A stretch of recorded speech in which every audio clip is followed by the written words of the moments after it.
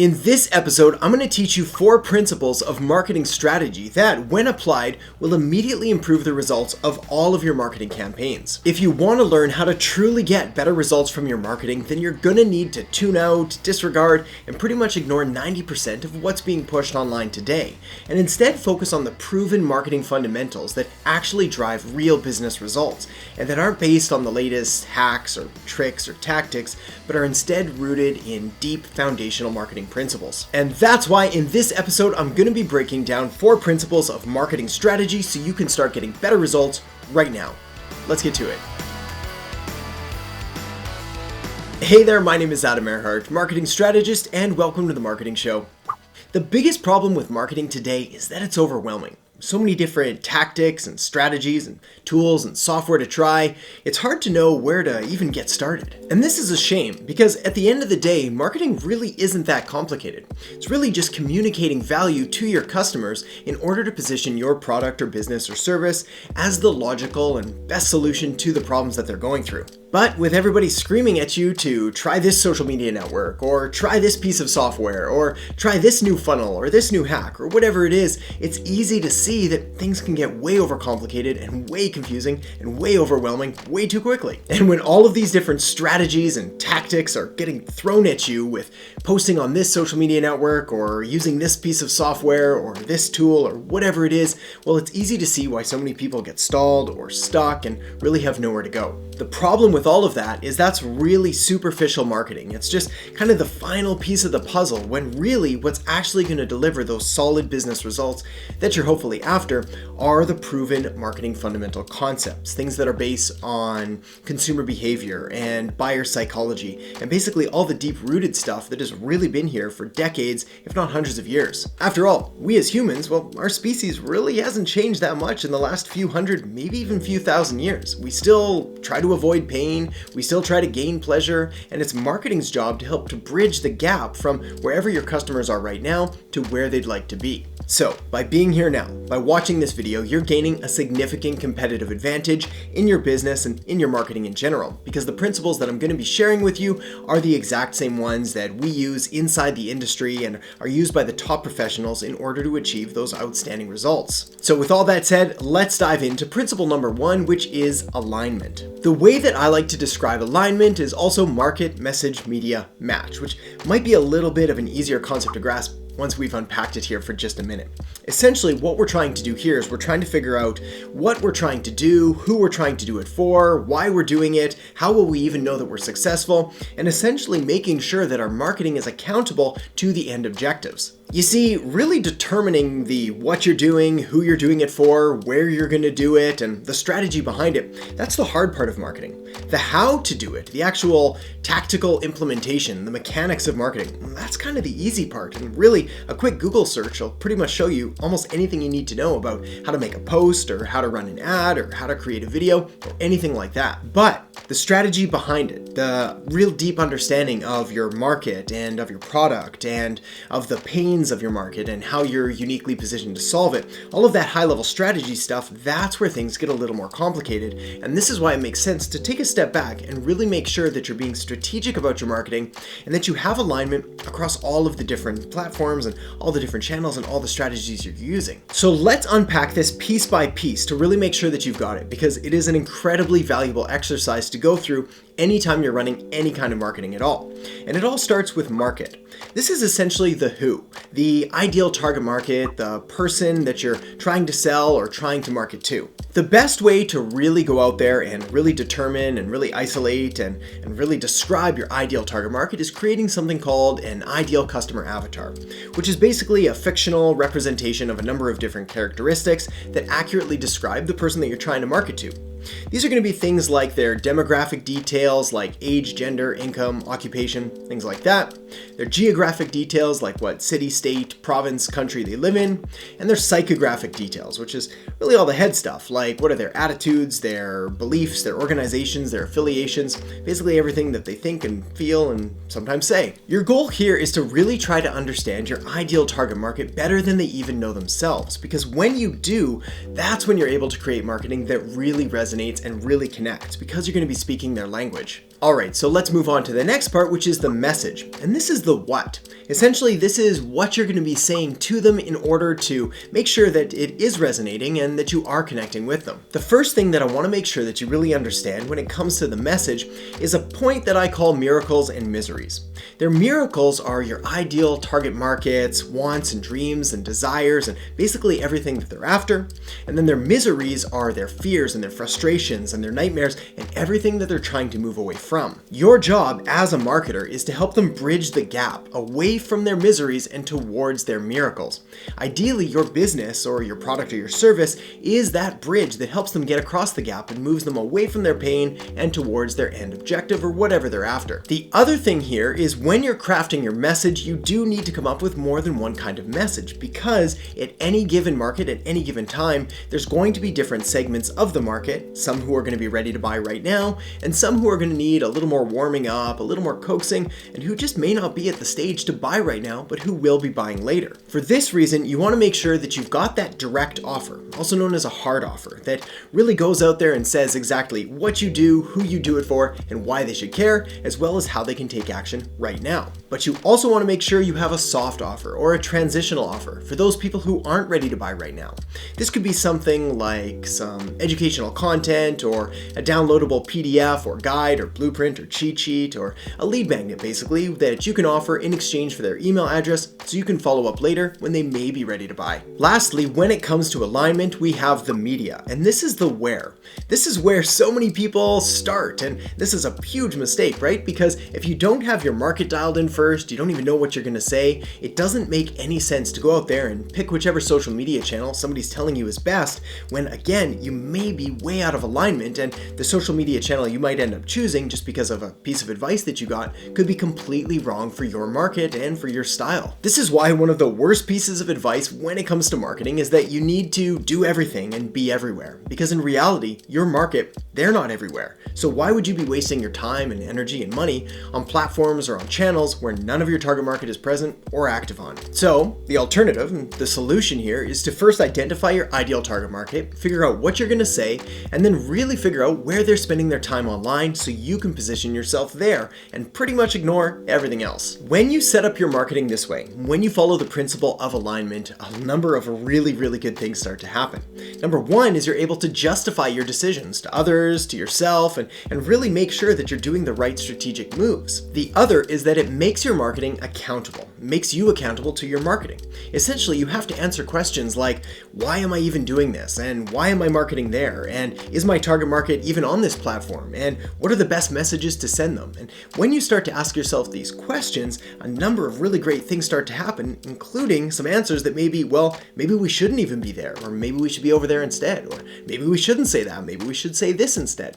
And it forces you to be strategic, and therefore you're gonna get better results. Alright, so now that we've got alignment covered, let's move on to principle number 2, which is the strategy of preeminence. Now, the strategy of preeminence was given to us by a gentleman named Jay Abraham, who says that your goal should always be to try to become your customer's most trusted advisor. And this is such solid advice, especially in the world of marketing, where so many people are out there trying to sell and trying to take rather than trying to give first and then letting the relationship flow naturally from there. You see, when you adopt this principle, this strategy of preeminence, this goal of becoming your customer's most trusted advisor, someone that they can go to and really rely on, well, a number of really good things start to happen, including you naturally become a more trusted source, you naturally become more of an authority in your field, and you're able to do your marketing from a position of power and from value rather than from need and from kind of always looking to take from people.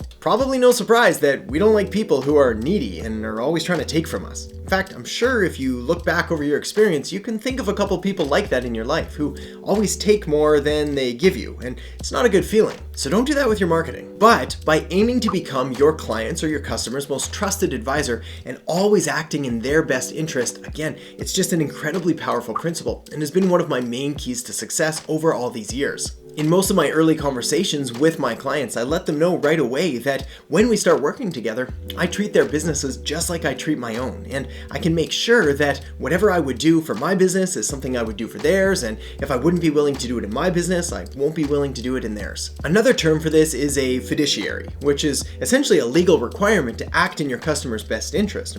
Obviously, being a fiduciary is not required, is not even mentioned in the marketing industry, pretty much in the business industry at all. So, if you're going to take the contrarian approach of actually taking on that responsibility of really truly seeking to serve your customers' best interests first and really doing what's best for them, you really position yourself differently and make yourself far more valuable and far more rare. Another way of looking at this is that your marketing should be valuable in and of itself.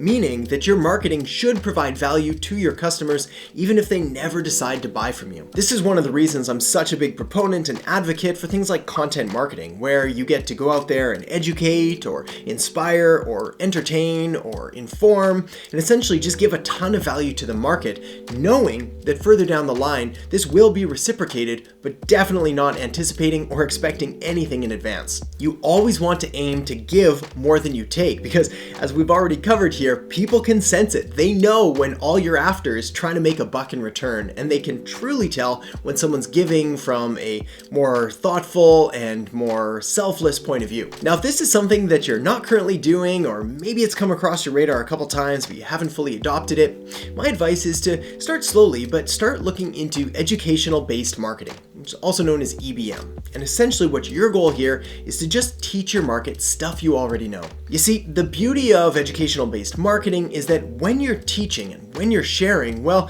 it's really not costing you anything other than your time, your energy, maybe a bit of production value, but you're giving a ton of value to somebody who could really benefit from the information that you know you take for granted. Plus, a natural byproduct of this is that you do become a more trusted advisor, and you do become kind of a mini authority or maybe even a mini celebrity in certain cases, because we've been societally conditioned to sort of respect and admire, definitely appreciate people that share and help teach us things. Plus, you probably know a ton about your business or about your product or about your industry, probably way more than you're giving yourself credit for. And you have to understand that on that scale of knowledge, with you being at like a 10, your customers are down at like a 1 or maybe a 2. So there's a lot of information and a lot of knowledge that you can share to really help get them closer to the end result they're after. All right, let's move on to principle number 3, which is all about differentiation.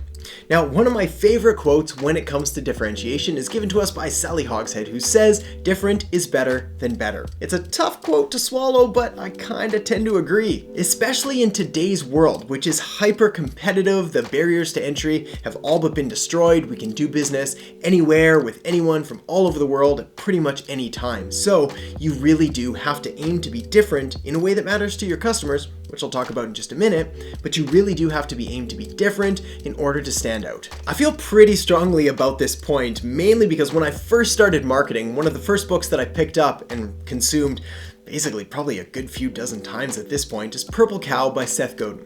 This book is phenomenal, and it's all about being different and being remarkable. Essentially, the story goes is that if you keep driving by fields and there's just brown cows everywhere, well, you're not going to make a comment, or you're not even going to notice. But if all of a sudden you see a purple cow, that stands out. That's different, that's remarkable. Fast forward to today's world though, however, and we see purple cows everywhere. So again, well, there's a number of different options you have, including maybe going back to being a brown cow, or maybe not even being a cow at all. A lot of weird farming references I'm making. The point is that in order to stand out, in order to get attention, in order to be remarkable, you need to do something different. Now here's the key. You want to make sure that whatever form of differentiation or whatever you're doing to be different is actually valuable and actually matters to your customers. Because there's no point to really being different in a way that they don't care about or they won't even notice. This is where I like to draw on one of the most common and most well-known terms in all of the business world, which is the USP, or unique selling proposition. It's not really a new term, it's been around since I think the 1940s, but it's perfect here because it can help you find your key point of differentiation in the marketplace. Basically, in order to find your point of differentiation or your unique selling proposition, you want to find the overlap between what customers want and what you do better than anybody else. And that's really the key. you've got to find out what customers actually want and what they care about, and then you've got to match that up with one of your unique skill sets or one of your key points of differentiation. And when you put those together, you do have a unique selling proposition that's going to be tough for others to compete with. Another option, of course, is to try to carve out a new niche or a new section of the industry, or maybe even a new market altogether. But be careful here, because it's really easy to fall into the trap of doing something so new and so exciting that nobody understands or nobody even wants it. And this is going to sound pretty obvious, but you don't want to sell something that nobody wants. A better plan is to probably spend a little bit of time really dialing in on your company's and your business's unique strengths, unique skills, and what you really do better than anyone else, and then find that gap in the market that customers actually want. But please, do me a favor and avoid terms like we have better service or faster delivery or lower prices, because those aren't unique selling propositions, and pretty much everybody is saying them, including your competitors. All right, moving right along to principle number 4, which is to 80-20 your marketing.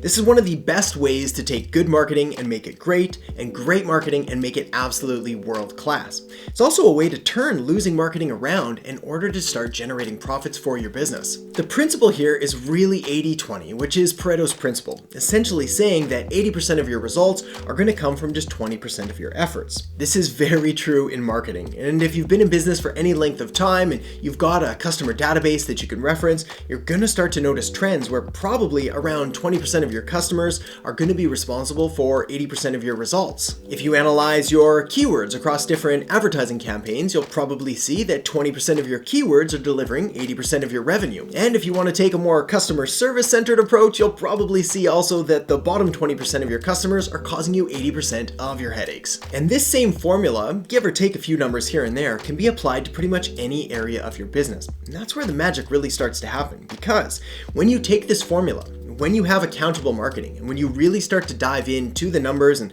to what's really going on behind the scenes, it starts to make making marketing decisions that much easier and that much more profitable. And that's how you take good marketing and make it great. But here's where the real magic happens, and here's how you take great marketing and make it world class.